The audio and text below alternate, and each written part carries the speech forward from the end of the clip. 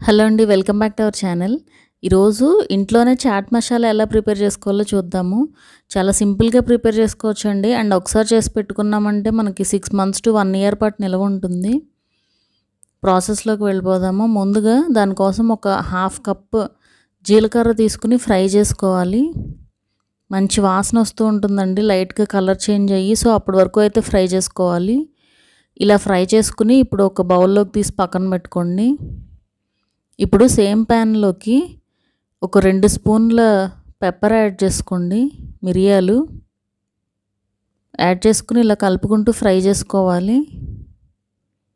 ఇవి కూడా లైట్గా మంచి వాసన వస్తూ ఉంటాయండి. అప్పటి వరకు ఫ్రై చేసుకుని ఇలా ఈ ప్యాన్లోకి యాడ్ చేసేసి పెట్టుకోండి.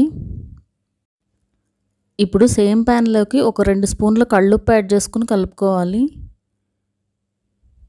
అలాగే ఇందులోకి ఒక నిమిషం పాటు ఫ్రై చేశాక ఒక పావు స్పూన్ ఇంగువ, అలాగే ఒక హాఫ్ స్పూన్ జింజర్ పౌడర్, ఒక హాఫ్ స్పూన్ ఆమ్చూర్ పౌడర్ ఇవన్నీ కూడా యాడ్ చేసుకుని మిక్స్ చేసుకోవాలి ఒక 3 to 4 మినిట్స్ పాటు. ఈ ఇంగువ వచ్చి ఎల్లో కలర్దండి, ఎల్లో హింగ్ పౌడర్ అనమాట, అందుకే ఆ కలర్లో ఉంది.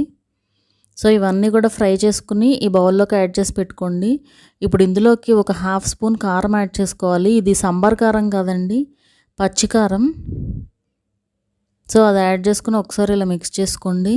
అలాగే ఇందులోకి ఒక 4 టేబుల్ స్పూన్ల నల్లుప్పు యాడ్ చేసుకుని కలుపుకోవాలి.